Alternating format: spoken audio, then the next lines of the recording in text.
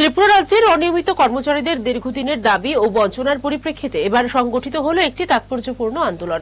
ন্যায্য অধিকার প্রতিষ্ঠার লক্ষ্যে 6 দফা দাবিকে সামনে রেখে মঙ্গলবার উত্তর জেলার অতিরিক্ত জেলা শাসকের নিকট ডেপুটেশন প্রদান করল ত্রিপুরা অনিয়মিত কর্মচারী মঞ্চ।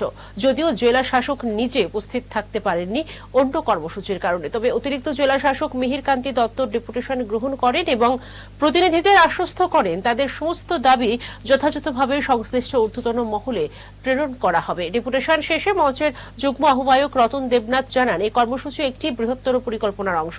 আগামী 4 জুলাই রাজ্যের মুখ্য সচিবের নিকট 7 দফা দাবি পত্র পেশ করে একটি গুরুত্বপূর্ণ ডেপুটেশন দেওয়া হবে। আমরা ত্রিপুরা অনিয়মিত কর্মচারী মঞ্চের পক্ষ থেকে আগামী জুলাই মাসের 4 তারিখ রাজ্যের মাননীয় মুখ্য সচিবের নিকট আমরা 7 দফা দাবি নিয়ে ডেপুটেশন প্রদান করব। সেই উপলক্ষে রাজ্যের 8 জেলার জেলা শাসকের নিকটে আমরা এখন ডেপুটেশন দিচ্ছি।